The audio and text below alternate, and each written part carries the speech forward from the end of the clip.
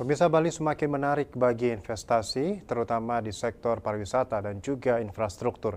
Banyak investasi mengalir ke Bali, namun ada indikasi pengusaha-pengusaha lokal Bali justru tersingkir.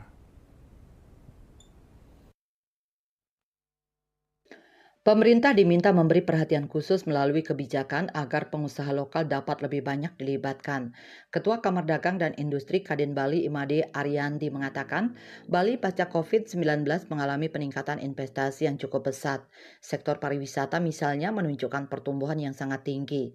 Pembangunan sejumlah fasilitas dan akomodasi pariwisata semakin masif. Sementara itu, di sisi lain banyak pembangunan juga di sektor infrastruktur, baik swasta maupun pemerintah.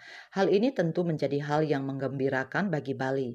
Hanya saja, lanjut Ariandi, banyaknya investasi dan pembangunan infrastruktur ini yang menyingkirkan pengusaha-pengusaha lokal.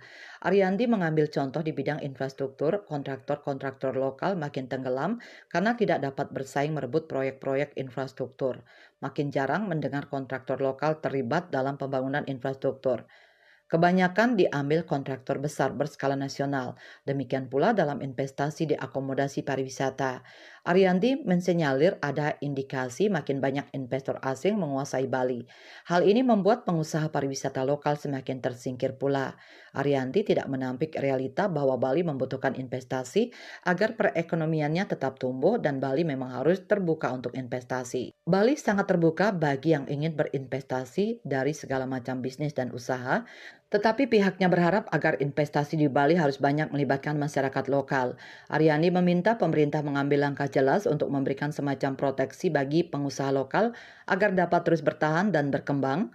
Aryani juga menyampaikan dibutuhkan regulasi kepada investor asing yang ingin berusaha di Bali.